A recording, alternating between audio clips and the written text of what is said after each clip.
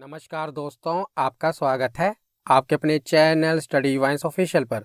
तो आज की इस वीडियो में हम करंट अफेयर का इम्पोर्टेंट टॉपिक G20 शिखर सम्मेलन के बारे में पढ़ेंगे, जो कि इस बार भारत में ही हो रहा है, इसीलिए यहाँ से प्रश्न बनना तय है।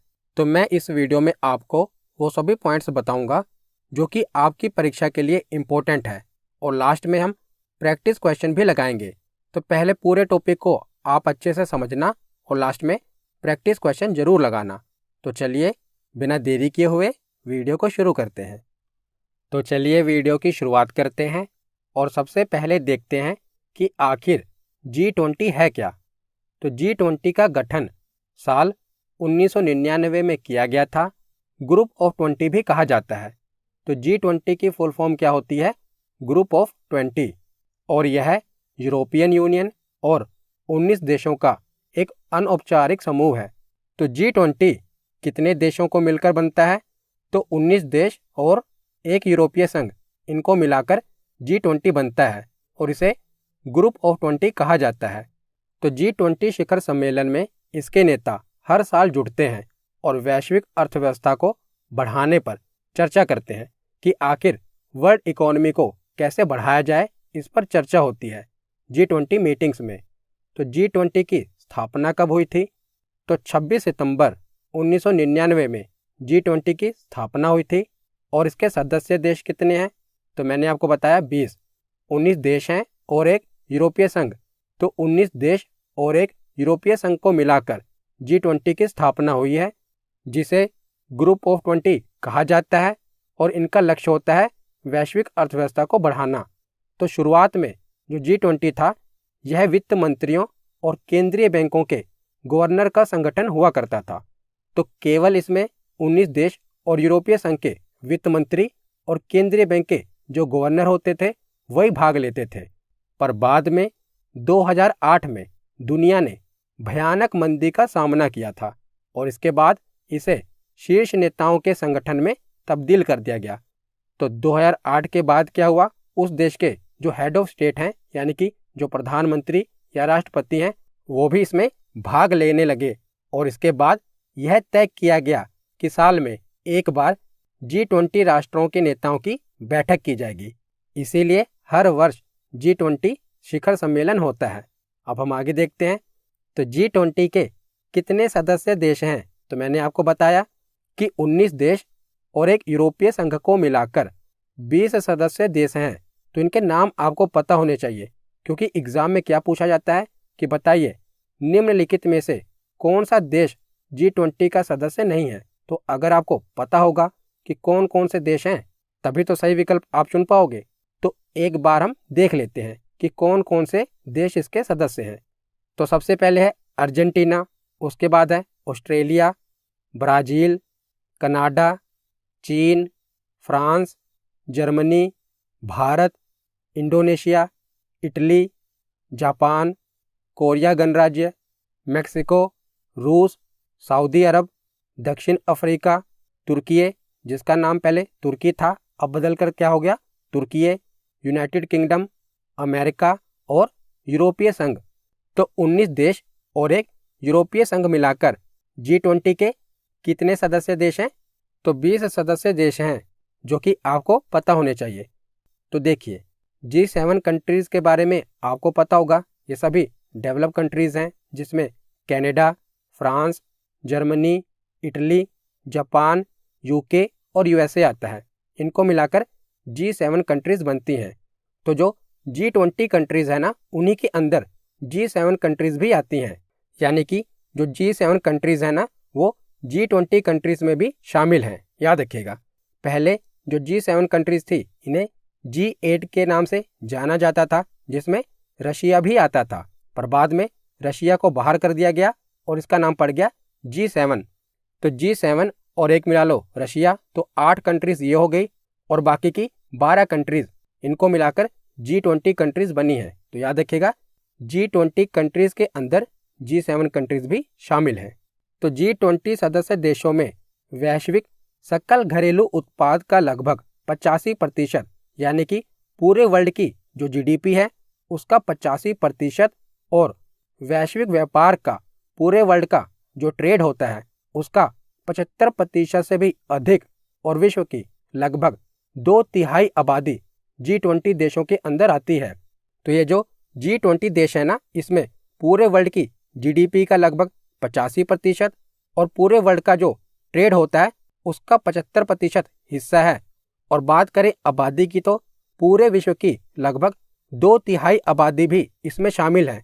जब भारत और चाइना इसमें शामिल हैं तो ऐसे इतनी आबादी हो गई, तो पूरी दुनिया की लगभग 2/3 आबादी भी इसमें शामिल है। तो ये कुछ डाटा है जो आपको पता होना चाहिए। अब G20 की कार्यशैली देख लेते हैं। तो देखिए, इस वर्ष 2023 की जो अध्यक्षता है ये भारत को मिली है। तो भारत से पहले किस देश ने G20 की अध्यक्षता की थी? तो 2022 में इंडोनेशिया ने इसकी अध्यक्षता की थी। 2023 में भारत इसकी अध्यक्षता करेगा और अगले वर्ष 2024 में G20 की अध्यक्षता कौन करेगा? ब्राज़ील। तो तीनों देश आपको पता होने चाहिए। वर्तमान में हमारा प्यारा भारत इसकी अध्यक्षता कर रहा है। 2022 में इंडोनेशिया ने की थी और 2024 में ब्राज़ील इसकी अध्यक्षता करेगा। तो G20 अध्यक्षता के तहत एक वर्ष के लिए G20 एजेंडा का संचालन किया जाता है और शिखर सम्मेलन का आयोजन किया जाता है। तो G20 में 2 समानांतर ट्रैक होते हैं। कौन कौन से? एक होता है वित्त ट्रैक, एक होता है शेरपा ट्रैक।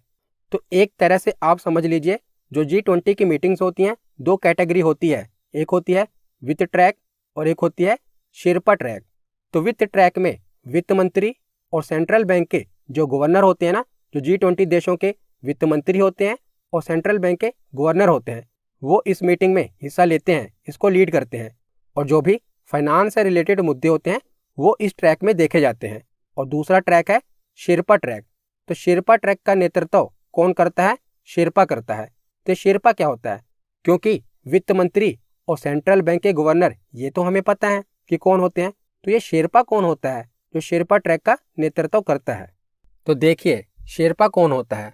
तो वैसे तो शेरपा नेपाल में रहने वाले लोगों का एक जातीय समूह होता है जो हिमालय के ऊंचाई वाले क्षेत्र में रहते हैं और ऊंचे पर्वतों पर रहने के कारण ये हिमालय पर बड़ी आसानी से चढ़ जाते हैं, क्योंकि बचपन से ही ये हैबिचुअल हो चुके होते हैं ऊंचे पर्वतों के लिए। इसीलिए जब दूसरे देशों से जो पर्वतारोही होते हैं ये हिमालय की ऊंची चोटी माउंट एवरेस्ट पर चढ़ने के लिए जाते हैं ना, तो इन्हीं शेरपा की मदद लेते हैं। तो ये होते हैं शेरपा। तो अब हम बात करते हैं कि आखिर G20 समिट में शेरपा क्या करता है। तो जैसे पर्वत पर चढ़ने के लिए एक पर्वतारोही को शेरपा की जरूरत होती है, उसी तरह से जो बड़े बड़े इंटरनेशनल समिट होते हैं ना, इसमें प्राइम मिनिस्टर को भी एक ऐसे डिप्लोमेट की जरूरत होती है जो देश की बात उस कॉन्फ्रेंस या मीटिंग में रख सके। तो इसीलिए इन मीटिंग्स और समिट को लीड करने के लिए एक शेरपा की नियुक्ति की जाती है। और वर्तमान में भारत ने किसे शेरपा नियुक्त किया है? तो अमिताभ कांत को शेरपा नियुक्त किया है, याद रखिएगा। तो वित्त ट्रैक का नेतृत्व कौन करता है? वित्त मंत्री और सेंट्रल बैंक के गवर्नर। और शेरपा ट्रैक का नेतृत्व कौन करता है? जिसे शेरपा नियुक्त किया जाता है। तो वित्त ट्रैक में जो फाइनेंस से रिलेटेड मामले होते हैं उन पर मीटिंग होती है और शेरपा ट्रैक में जो बाकी के मामले होते हैं उन पर मीटिंग होती है। अब हम आगे देखते हैं। तो 2023 के G20 शिखर सम्मेलन की जो अध्यक्षता है ये किसे मिली है? भारत को मिली है। इसीलिए इम्पोर्टेंट है हमारे लिए। और भारत 1 दिसंबर 2022 से 30 नवंबर 2023 तक G20 की अध्यक्षता करेगा। अब हम देख लेते हैं इस वर्ष G20 का लोगो क्या है। तो आप ये जो देख रहे हैं यही है लोगो G20 का। तो G20 लोगो भारत के राष्ट्रीय ध्वज के जीवित रंगों केसरिया, सफ़ेद और हरे और नीले रंग से प्रेरित है। तो जो हमारे तिरंगे का रंग है ना, केसरिया, सफ़ेद और हरा, और उसके साथ साथ जो अशोक चक्र का रंग है नीला, तो उसी से ये लोगो प्रेरित है। और इसमें भारत के राष्ट्रीय पुष्प कमल को पृथ्वी ग्रह के साथ प्रस्तुत किया गया है, जैसा कि आप देख रहे हैं, जो कि चुनौतियों के बीच विकास को दर्शाता है और पृथ्वी जीवन के प्रति भारत के पर्यावरण अनुकूल दृष्टिकोण को दर्शाती है। और जो G20 लोगो है इसके नीचे देवनागरी लिपि में भारत लिखा हुआ है, याद रखिएगा। तो इस वर्ष का G20 लोगो क्या है? तो राष्ट्रीय पुष्प कमल को पृथ्वी ग्रह के साथ प्रस्तुत किया गया है। उसके बाद आगे हम देखते हैं कि G20 का थीम क्या है, विषय क्या है। तो इस वर्ष G20 का थीम है वसुदेव कुटुंबकम, जिसे इंग्लिश में कहते हैं वन अर्थ, वन फैमिली और वन फ्यूचर। तो भारत का G20 अध्यक्षता का विषय या थीम क्या है? तो वसुदेव कुटुंबकम, जिसे कहते हैं एक पृथ्वी, एक कुटुंब और एक भविष्य। तो महाउपनिषद के प्राचीन संस्कृत पाठ से यह शब्द लिया गया है वसुदेव कुटुंबकम, जो अनिवार्य रूप से यह विषय सभी प्रकार के जीवन मूल्यों, मानव, पशु, पौधे और सूक्ष्म जीव और पृथ्वी एवं पूरे ब्रह्मांड में उनके परस्पर संबंधों की पुष्टि करता है। तो इस बार का थीम क्या है? वसुदेव कुटुंबकम, जिसे इंग्लिश में कहते हैं one earth, one family, one future. तो आगे हम देखते हैं अतिथि देश। तो जो भी देश G20 की अध्यक्षता करता है ना, तो G20 के देश तो उसमें शामिल होते ही हैं, उसके साथ साथ वो देश कुछ अतिथि देशों को भी बुलाता है, यानी कि कुछ गेस्ट कंट्री को भी बुलाता है। तो जैसे इस वर्ष भारत ने किन्हें किन्हें अतिथि देश के रूप में बुलाया है, ये हमारे लिए इम्पोर्टेंट है। जैसे Bangladesh, Egypt, Mauritius, Netherland, Nigeria, Oman, Singapore, Spain और UAE, संयुक्त राज्य अमीरात। तो इन 9 देशों को भारत ने अतिथि देश के रूप में बुलाया है। तो ये भी इम्पोर्टेंट है, आपसे एग्जाम में पूछा जा सकता है। ये देश G20 के सदस्य देश तो नहीं है, पर भारत ने इन्हें अतिथि देश के रूप में बुलाया है। अब हम G20 शिखर सम्मेलन की सूची देख लेते हैं। तो जितने भी G20 शिखर सम्मेलन हो चुके हैं और किन देशों ने किए हैं, वो एक बार हम देख लेते हैं। आपके दिमाग में ये रहना चाहिए कि किन किन देशों ने G20 शिखर सम्मेलन को होस्ट किया है। यहाँ से भी एग्जाम में प्रश्न पूछा जाता है, तो आपको पता होना चाहिए। तो सबसे पहला G20 शिखर सम्मेलन किसने होस्ट किया था? संयुक्त राज्य अमेरिका ने। किस शहर में? वाशिंगटन DC में। उसके बाद है दूसरा शिखर सम्मेलन किस देश में हुआ था? तो UK में हुआ था, यूनाइटेड किंगडम में, लंदन में। तीसरा शिखर सम्मेलन दोबारा से अमेरिका ने ही होस्ट किया था, अमेरिका के पिट्सबर्ग में हुआ था। चौथा शिखर सम्मेलन कनाडा में हुआ था, कनाडा के टोरंटो में। पांचवा शिखर सम्मेलन दक्षिण कोरिया ने होस्ट किया था, दक्षिण कोरिया की राजधानी सियोल में यह G20 शिखर सम्मेलन हुआ था। तो आपको बस देश पता होने चाहिए कि किन किन देशों ने G20 शिखर सम्मेलन होस्ट किया हुआ है। छठा देश था फ्रांस। तो फ्रांस के कांस में G20 शिखर सम्मेलन आयोजित हुआ था। सातवां देश था मेक्सिको। तो मेक्सिको के लॉस काबोस में G20 शिखर सम्मेलन आयोजित हुआ था। आठवां देश था रूस। तो रूस के सेंट पीटर्सबर्ग में G20 शिखर सम्मेलन आयोजित हुआ था। नौवां देश था ऑस्ट्रेलिया। ऑस्ट्रेलिया के ब्रिस्बेन में G20 शिखर सम्मेलन आयोजित हुआ था। 10वां देश था तुर्की, जिसे अब हम तुर्कीये कहते हैं। तो तुर्कीये के सेरिक और एंटालिया में G20 शिखर सम्मेलन हुआ था। 11वां देश था चीन। चीन के होंगजो में हुआ था। 12वां देश था जर्मनी। जर्मनी के हैम्बर्ग में हुआ था। 13वां देश था अर्जेंटीना।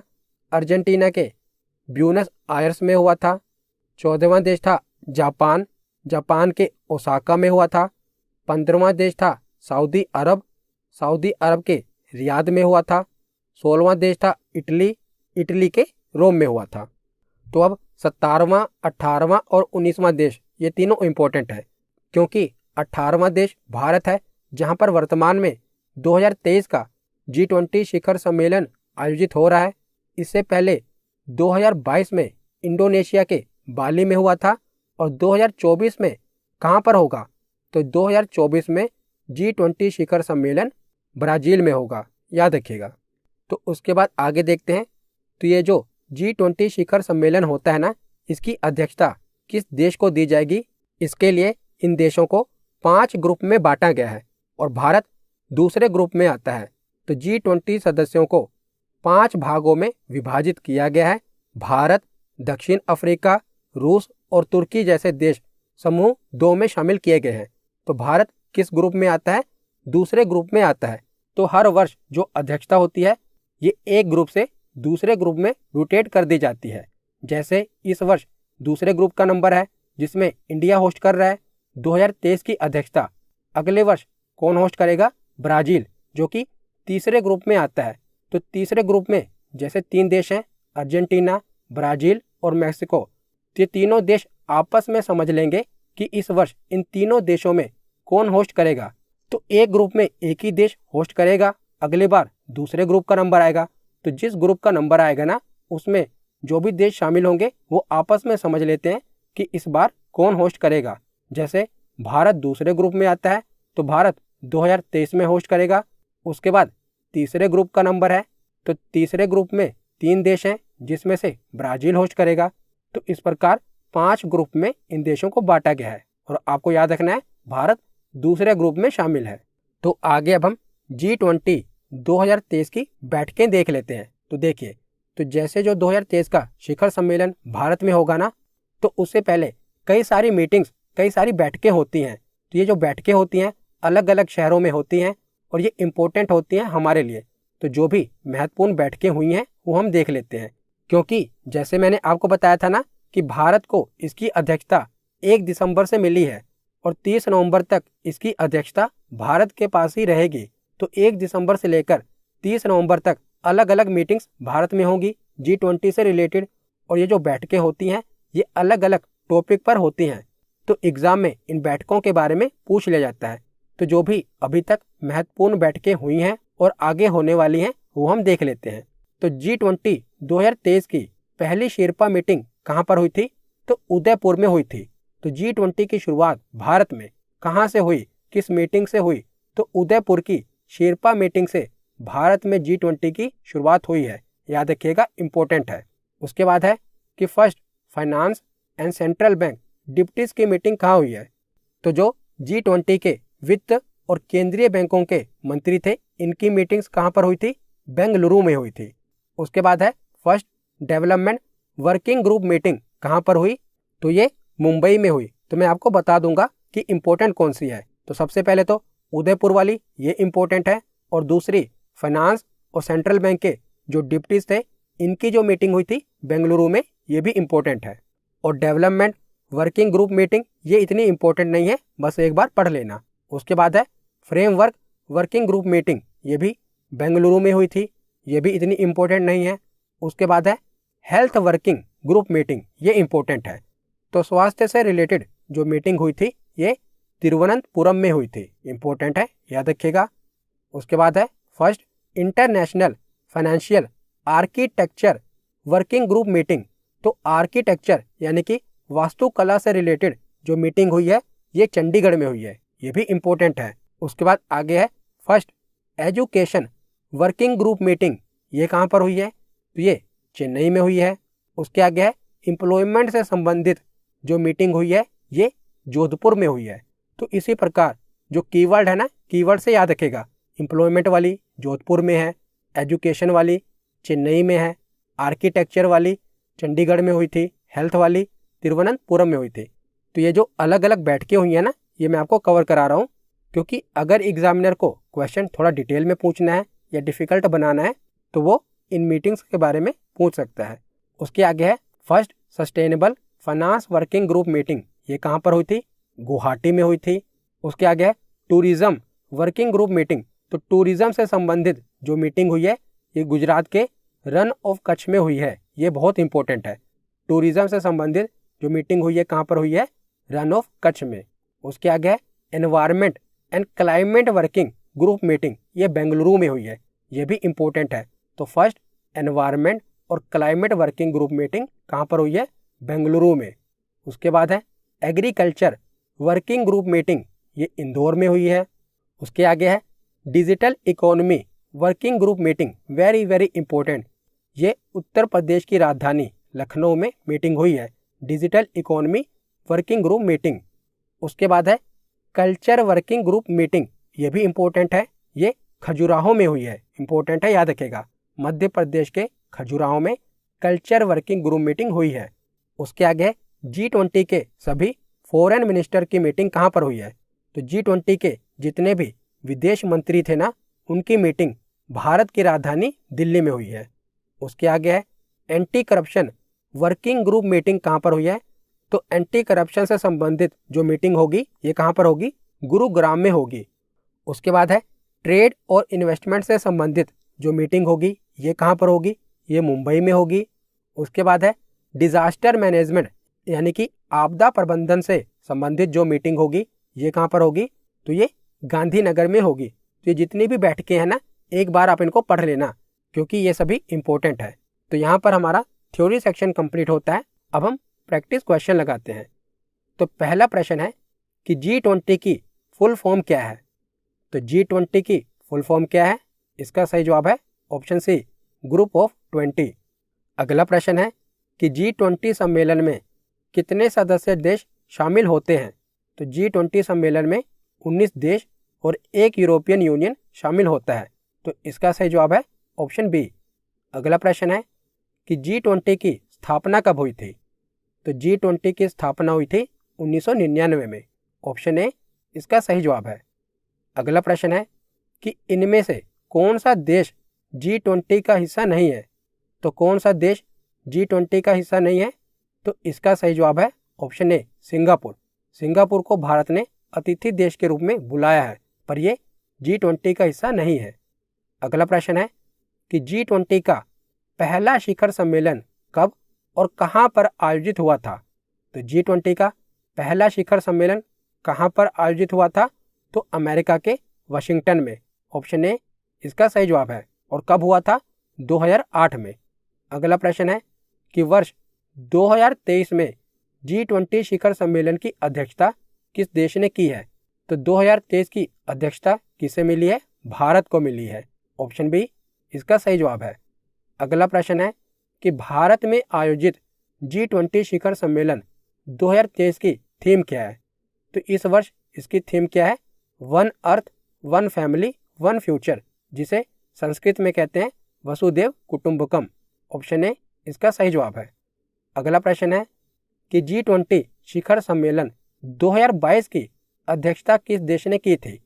तो 2022 की अध्यक्षता इंडोनेशिया ने की थी। ऑप्शन ए इसका सही जवाब है। अगला प्रश्न है कि वर्ष 2024 में G20 शिखर सम्मेलन के 19वें संस्करण की अध्यक्षता कौन सा देश करेगा? तो अगले वर्ष G20 शिखर सम्मेलन की अध्यक्षता ब्राजील करेगा। ऑप्शन ए इसका सही जवाब है।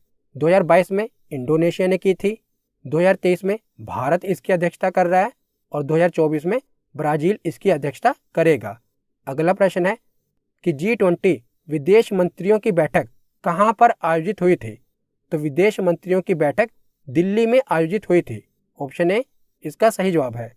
अगला प्रश्न है कि 2023 में G20 सांस्कृतिक कार्य समूह यानी कि कल्चरल वर्किंग ग्रुप मीटिंग कहां पर हुई थी?